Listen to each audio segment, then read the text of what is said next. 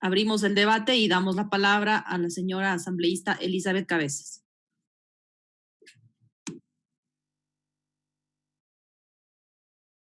Muchísimas gracias, señora encargada de la presidencia de la Asamblea Nacional. Buenas tardes a todos los señores asambleístas. Como presidenta de la Comisión Especial Ocasional para el Tratamiento de las Enmiendas y Reformas Constitucionales que cuentan con el dictamen de la Corte Constitucional, expondré esta mañana justamente el contenido del informe que ha sido leído durante esta intervención de los señores secretarios. Este es un proyecto de reforma parcial a la Constitución que se origina en la iniciativa ciudadana a través del procedimiento de recolección de firmas, de acuerdo a lo que estipula el artículo 442 de la Constitución, cuyo procedimiento implica que además del debate en la Asamblea Nacional, el texto final debe ser sometido a un referéndum aprobatorio. Quiero agradecer a los miembros de la comisión que han sido parte de estas sesiones intensas en las que hemos valorado esta propuesta y obviamente decirles que existe una serie de actividades que se han realizado para originar el informe que hoy ha sido puesto en conocimiento de todos ustedes. Justamente la comisión que presido recibió de parte del CAL con fecha 9 de junio la documentación que respaldan esta propuesta y se abocó conocimiento de manera inmediata el 10 de junio del mismo año. Durante estos meses hemos tenido 11 sesiones con 31 comparecencias e inclusive se han realizado 3 foros académicos internacionales, uno de ellos, para llegar con la suficiente argumentación y los conocimientos suficientes que permitan conocer los pros y contras de cada una de estas propuestas. Ustedes están mirando el listado de personas que han comparecido en las distintas fechas justamente para de ellos escuchar sus ponencias y sus puntos de vista. La socialización definitivamente se ha desarrollado bajo el criterio de que reformar la Constitución es una tarea muy delicada que requiere un análisis profundo, responsable y muy bien informado. La comisión ha abordado este debate con un alto espíritu cívico, procurando equilibrar la propuesta con la realidad nacional e incluyendo algunos criterios de los actores directos e indirectos, así como de especialistas y experiencias internacionales, de tal manera que los comisionados tengamos la mayor cantidad y calidad de información que nos permita referir el análisis de todos estos temas. La propuesta recibida por parte del Comité por la Institucionalidad Democrática contiene fundamentalmente 3 ejes importantes. El primero, relacionado a la eliminación del Consejo de Participación Ciudadana y Control Social. El segundo, un rediseño del Poder Legislativo, convirtiéndolo en un sistema bicameral. Y el tercero, que tiene relación a la autonomía de la Fiscalía General del Estado. Voy a desarrollar de manera lo más concreta y sucinta cada uno de estos puntos que son parte de la consulta y de la reforma que ha sido planteada y analizada en esta comisión. La eliminación del Consejo de Participación Ciudadana y Control Social tiene directa relación su creación con la Constitución del 2008, en la cual se creó para fortalecer la democracia participativa frente a una democracia representativa y se le otorgó varios deberes y atribuciones que se podrían agrupar fundamentalmente en los 3 detallados en esta lámina. Primero, promoción de la participación ciudadana. Segundo, mecanismos de control social, veeduría ciudadana y rendición de cuentas. Y tercero, proceso de selección, impugnación y veeduría en la designación de autoridades. El espíritu del constituyente fue establecer una institucionalidad que fortalezca la democracia, involucrando a la ciudadanía en los procesos que se suponen son de interés ciudadano. Sin embargo, 10 años más tarde y después de su creación, el Consejo de Participación Ciudadana y Control Social ha sido fuertemente cuestionado, ya que en lugar de fortalecer la organización cívica la reemplazó en las formalidades y se convirtió en un muy cuestionado instrumento de designación de autoridades, muy deficiente además en la acción de control social y del combate a la corrupción. Y por otro lado, la propia legitimidad de la institución e idoneidad de sus miembros ha sido puesta en duda, tanto por los evidentes vínculos directos que se trazaron con el Ejecutivo y la carencia de autonomía, y más recientemente los hechos que generan una falta de propiedad de sus autoridades que en este mismo pleno ya fueron sancionados. Es decir, la realidad política nacional superó a la expectativa constitucional y el Consejo de Participación Ciudadana y Control Social se convirtió en lo opuesto a aquello para lo que fue creado. En lugar de ser una solución para la garantía de la independencia y transparencia en lo público, se tornó un obstáculo de legitimidad, burocracia e inestabilidad institucional. El cuestionamiento más severo fue el enorme grado de concentración de poder en las personas que bajo la consulta realizada el 4 de febrero del 2018 fueron electas mediante unas elecciones generales.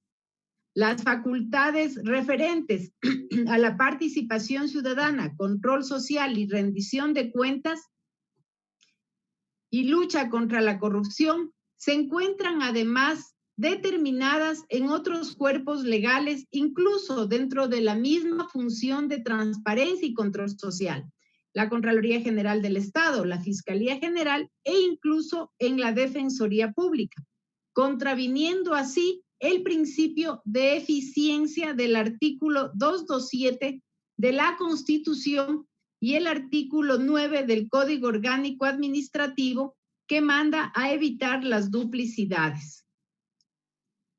Su eliminación no suprime los derechos de participación ciudadana previstos en el artículo 95 y el capítulo 5 del título 2 de la Constitución, ya que estos derechos son una obligación para todas las entidades de la administración pública de conformidad a lo que está previsto en el numeral 1 del artículo 3 de la Constitución, con lo cual es más garantista eliminar la estatización de derechos cuyo titular es del ciudadano y extender su obligatorio cumplimiento a todo el ámbito público.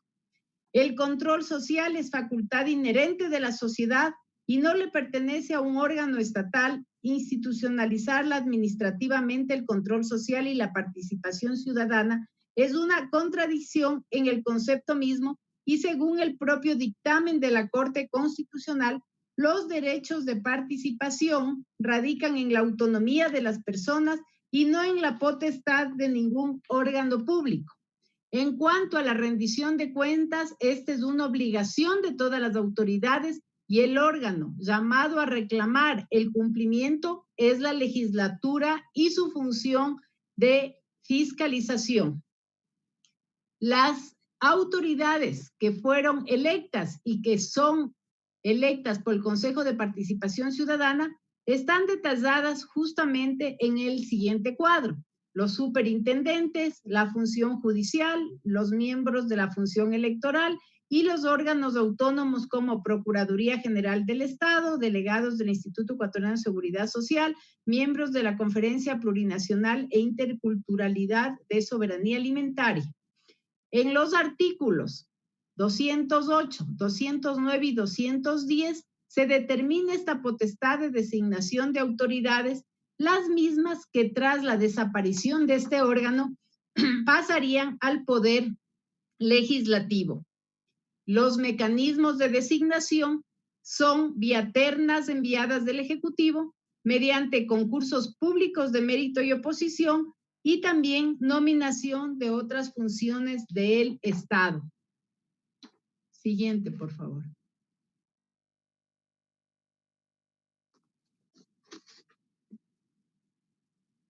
En referencia al segundo eje que tiene relación con el cambio del poder legislativo y la creación de la bicameralidad, quiero dar unos pequeños datos que en términos generales ubica a los sistemas bicamerales en el mundo entero.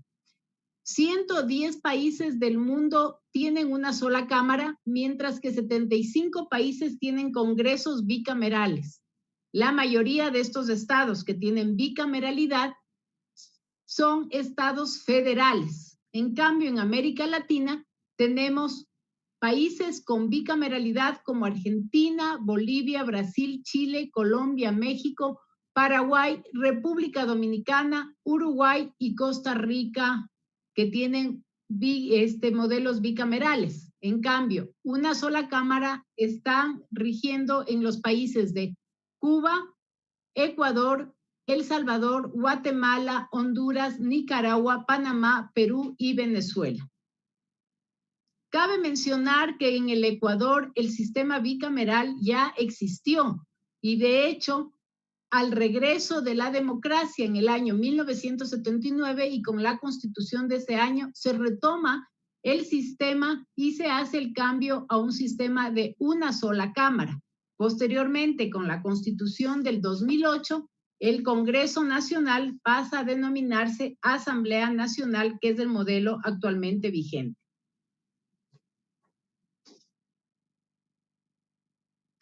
Los aspectos más relevantes del eje del sistema bicameral.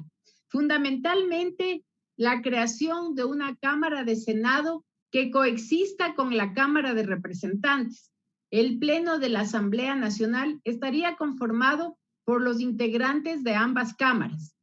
Para el Senado se estipula o se plantea una elección de 30 senadores nacionales, mientras que la Asamblea Nacional estaría con un número de 90 representantes. Los senadores ejercerán sus funciones de acuerdo a la propuesta por 4 años y los representantes solamente por 2 años, mientras que los requisitos para senadores serían requisitos diferentes a los requisitos establecidos para la elección de los representantes.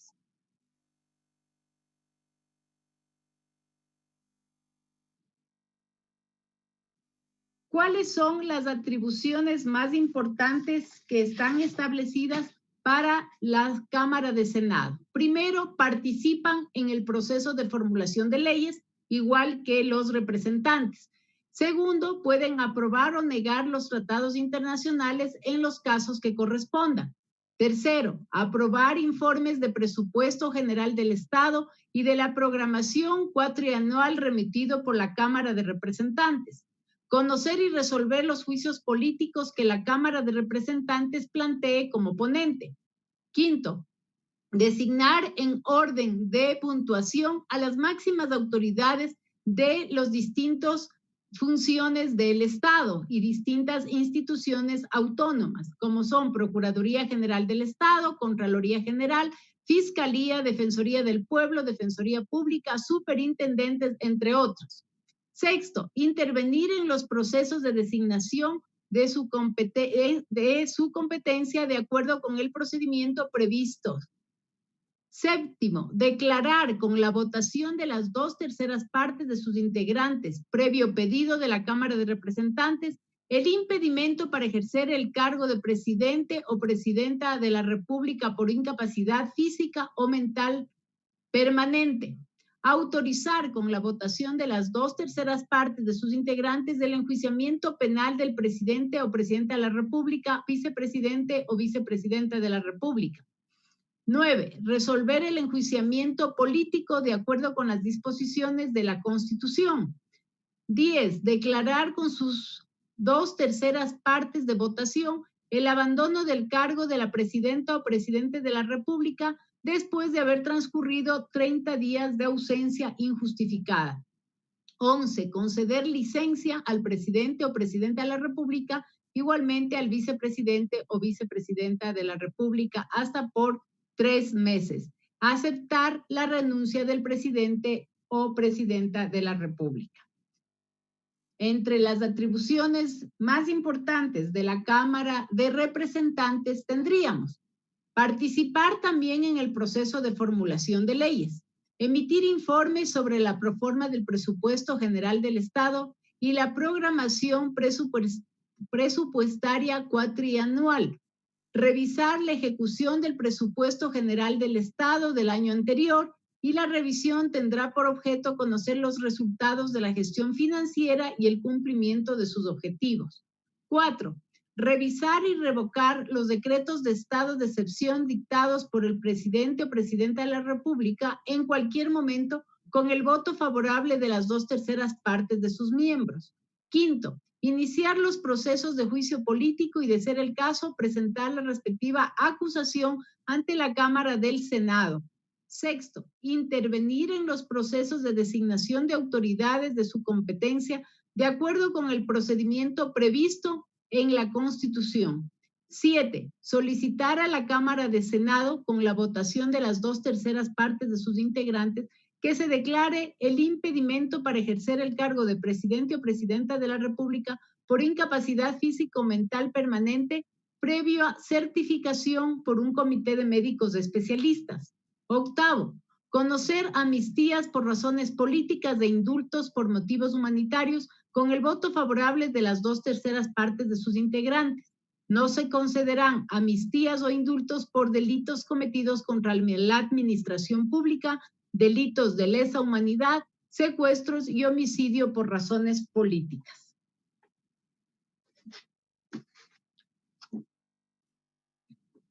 Aspectos relevantes del eje del sistema bicameral.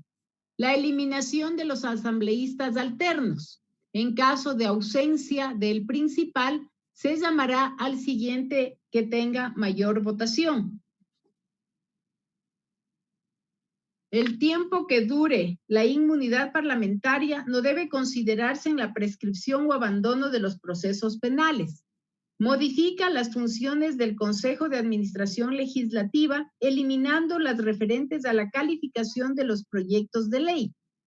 Régimen de legislación orgánica y ordinaria, que se prevé una votación diferenciada entre ellas y se reducen las materias propias de la legislación orgánica. Ambas cámaras tienen iniciativa normativa y la revisión del proyecto se efectúa por la cámara opuesta a la proponente.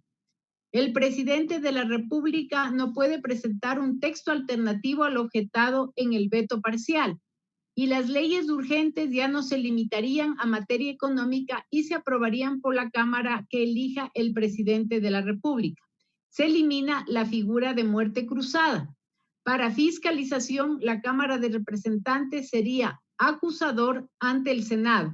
Se elimina el requisito de dictamen constitucional para enjuiciar políticamente al presidente y vicepresidente de la República. Se permite el enjuiciamiento de los miembros de las altas cortes del Estado exclusivamente por delitos de cohecho, concusión, peculado y enriquecimiento ilícito. Finalmente, en relación a la designación de autoridades, ambas cámaras tendrán roles fundamentales, ya que además de la propuesta de candidatos y designación propia, cada proceso deberá contar con una veeduría, emitir los reglamentos de valoración de méritos, conformar una comisión técnica de valoración integrada por miembros de las cámaras de representantes, por académicos, y requerir la nominación y aprobación de los informes de admisibilidad, y con la puntuación de méritos realizar audiencias públicas de selección. A los textos que nos fueron remitidos y que son parte de la propuesta original, la comisión ha realizado algunos aportes que nos permitimos poner en conocimiento del Pleno. El periodo de elección, tanto de los representantes cuanto de los senadores, debe ser igual a los 4 años. Es decir, no se justifica tener senadores de 4 años y representantes de 2, tiempo que consideramos que es demasiado corto para asimilar la experiencia y algún tipo de conocimientos y poner ya en la práctica y el servicio de la ciudadanía. Las facultades del Pleno y de la Asamblea Nacional incluyen la aprobación de acuerdos y resoluciones y el quórum de votación necesario para hacerlo.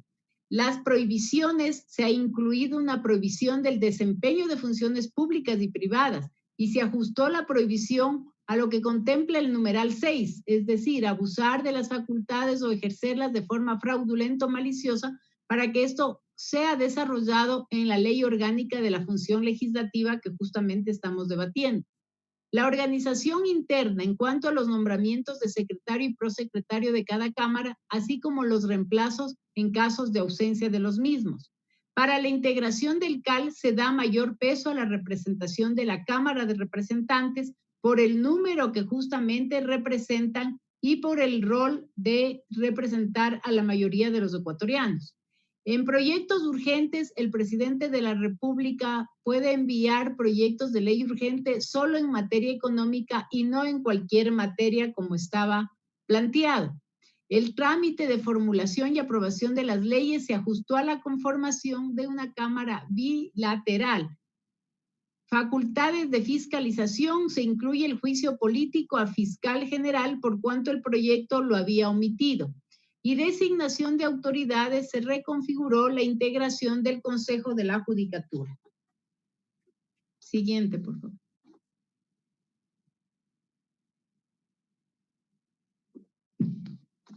Vale la pena exponer de manera muy concreta y bastante escueta todas las ventajas y desventajas de los dos sistemas. De hecho, las varias personas que han asistido de ponentes y de expositores han expresado varios puntos que han sido recogidos de manera sucinta en esta lámina. Primero, ventajas y desventajas de un sistema unicameral. Facilita y da mayor agilidad a la función legislativa en lo referente a desarrollo y desenvolvimiento de su función. Evita duplicidad de esfuerzos en el diseño de la legislatura. Evita conflictos políticos que se podrían generar con un sistema bicameral. El sistema unicameral corresponde usualmente a estados unitarios, cuyo territorio forma parte de una sola unidad. Y se argumenta que en muchos casos los sistemas unicamerales no entregan una buena calidad de leyes. En cuanto al sistema bicameral, las ventajas más importantes. En el plano técnico jurídico permite una mejor calidad del trabajo legislativo por existir una cámara de revisión y de reflexión. Existe mayor estabilidad a la legislación, impidiendo las reformas demasiado rápidas y numerosas. En cuanto al ámbito de fiscalización y control parlamentario, los juicios políticos se organizan y tramitan en la Cámara Baja, pero se resuelven en la Cámara Alta, evitando que los acusadores actúen de jueces. Crea un mecanismo de control mutuo entre los dos cuerpos y evita los excesos de la mayoría de una sola Cámara. Evita el peligro de predominio de un cuerpo legislativo único que ponga en riesgo el equilibrio entre los poderes del Estado. Establece diversos sistemas y criterios de representatividad. Mejora el contrapeso al interior de las funciones del Estado y de forma también externa. Las cámaras tienen funciones similares, pero se establece la especialización en relación con el Ejecutivo y se puede prevenir la concentración del poder, pero al mismo tiempo puede generar menos gobernabilidad. Se pueden dar estas como puntos de desventaja, demoras innecesarias en las aprobaciones de las leyes. Se pueden dar conflictos y pugnas políticas entre las dos cámaras. Implica un incremento de gasto público al generar instancias de apoyo para la Cámara de Representantes y para la Cámara del Senado. El Senado es propio de sistemas parlamentarios y federativos.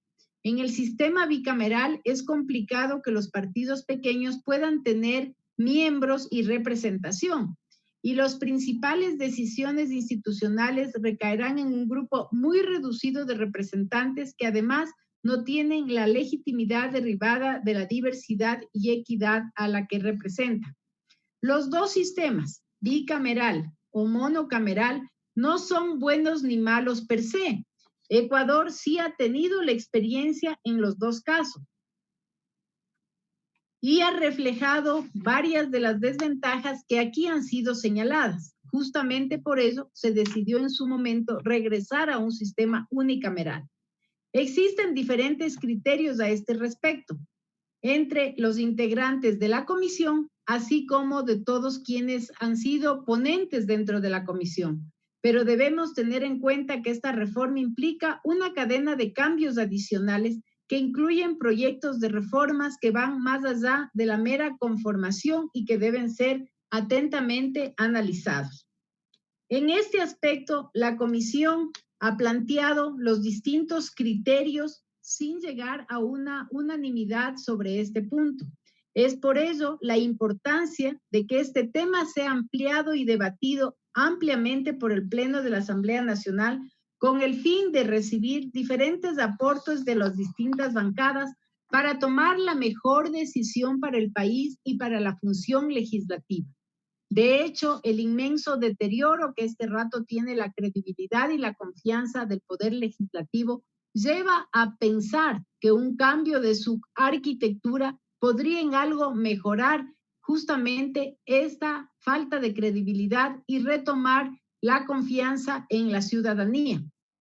Es importante, sin embargo, decir que no solamente el cambio de la arquitectura en el Poder Legislativo va a devolver la credibilidad de sus ciudadanos, sino será el accionar que tanto la legislatura, si es que es una sola cámara o bicameralidad, tengan durante el recurrir del tiempo y sus acciones hablarán mucho más de su credibilidad y de su trabajo versus la ciudadanía que los eligió.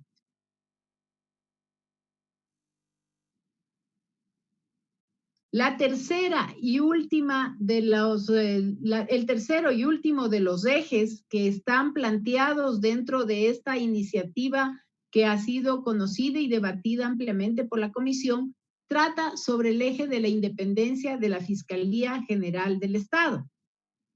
Respecto a este tercer eje, se plantea reformar la estructura organizacional de la Fiscalía General del Estado para garantizar la independencia del control público y fortalecer la lucha contra la corrupción. Esta básicamente propone sustraer a la Fiscalía del control del Consejo de la Judicatura y se le otorga autonomía institucional absoluta sobre un criterio ya emitido por la Comisión Interamericana de Derechos Humanos, que señala la inconveniencia de que la Fiscalía se encuentre supeditada a la función judicial y estableciendo que las autonomías de los fiscales son claves para garantizar el derecho al acceso de la justicia de las víctimas respecto a los derechos del imputado en el proceso penal, en el cumplimiento del deber de estatales de investigar, perseguir y sancionar los delitos y violaciones a los derechos humanos. Las fiscalías autónomas son el modelo institucional más ampliamente extendido en América Latina y han exhibido casos exitosos en varios casos importantes en varios países. La actual fiscal general del Estado y los representantes de las funciones de la Asociación de Fiscales a nivel nacional manifestaron que la dependencia de la Fiscalía ante el Consejo de la Judicatura también conlleva dificultades de carácter administrativo, de planificación de la gestión y talento humano. De hecho, la Fiscalía requiere este momento la designación de alrededor de 400 fiscales más, los mismos que por temas financieros y administrativos no se han podido cumplir, viéndose limitada en su tarea fundamental del combate a la corrupción. Sin embargo, hay otros criterios, como es el expresado por la presidenta de la Corte Nacional de Justicia, quien claramente dice: la Fiscalía General del Estado forma parte de la función judicial y tiene la función básica de ejercer la acción penal pública, realizar las etapas preprocesales de investigación de los presuntos ilícitos y, de ser el caso, ejercer la acusación en el proceso penal. Por lo tanto, no puede estar desvinculada del sistema judicial como si fuera una función independiente del Estado. Si lo que se pretende es darle mayor autonomía y que no dependa del Consejo de la Judicatura, tanto para el control disciplinario cuanto para la designación de fiscales, entonces debe introducirse esas reformas, pero sin separarlo de la función judicial. El problema de la falta de fiscales o de jueces no está en la disposición de la Constitución, sino en la falta de recursos económicos del Estado.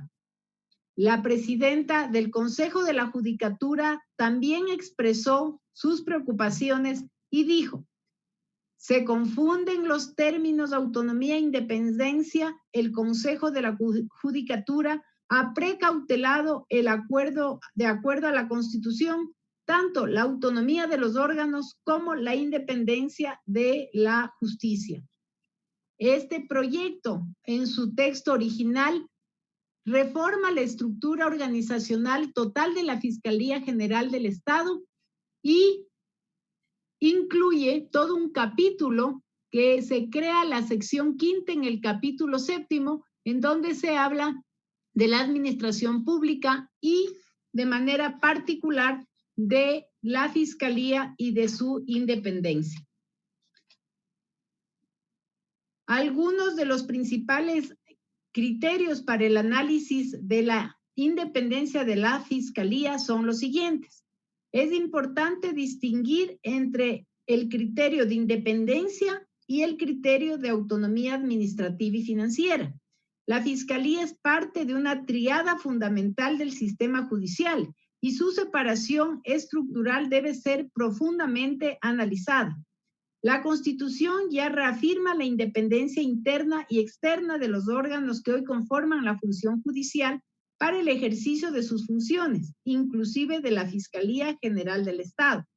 Sin embargo, en lo que tiene que ver con la autonomía administrativa, económica y financiera, el artículo 178 de la Constitución subordina a la Fiscalía al Consejo de la Judicatura, al ser este el órgano de gobierno de la función judicial.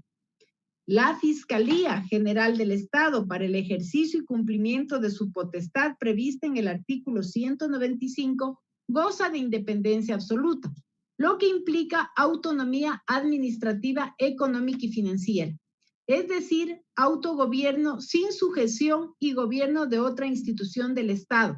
Así, el artículo 195 estipula que esta institución dirigirá de oficio o a petición de parte la investigación preprocesal y procesal penal. Durante el proceso ejercerá la acción pública con sujeción a los principios de oportunidad y mínima intervención penal, con especial atención al interés público y a los derechos de las víctimas. De hallar mérito, acusará a los presuntos infractores ante el juez competente e impulsará la acusación en la sustanciación del juicio penal.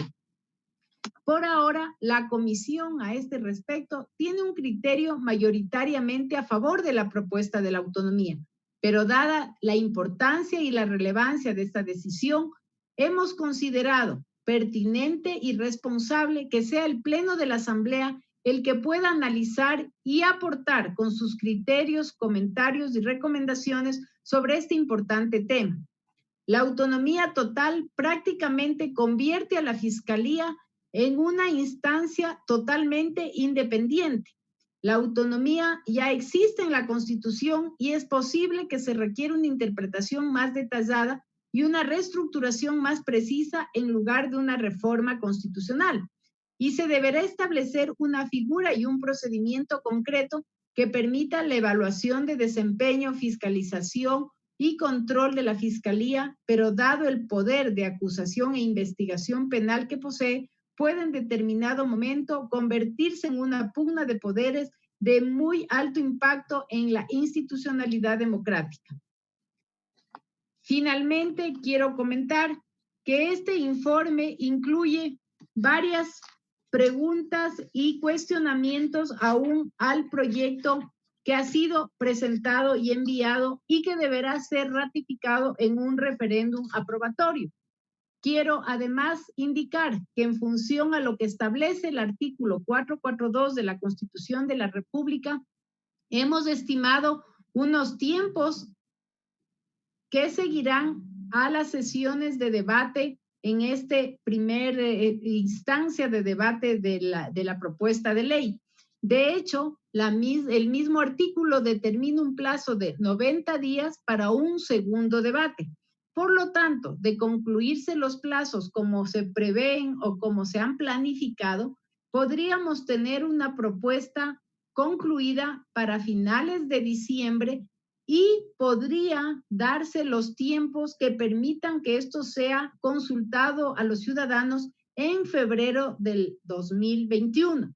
Sin embargo, también hay la ventana que posibilita que en un segundo proceso electoral, posiblemente de abril, estas preguntas sean consultadas y ratificadas o negadas mediante la decisión de la ciudadanía en los 3 ámbitos que hoy hemos expuesto. Invito a los señores y señoras asambleístas a que debatamos con argumentos de calidad, con objetividad y sentido práctico, pero sobre todo con reflexiones que no dependan de los cálculos políticos en esta coyuntura electoral, sino basados en los más altos valores. Este es un proyecto de nación en donde deben primar la seguridad jurídica y el bienestar de la mayoría de los ecuatorianos. Muchísimas gracias. Gracias a usted.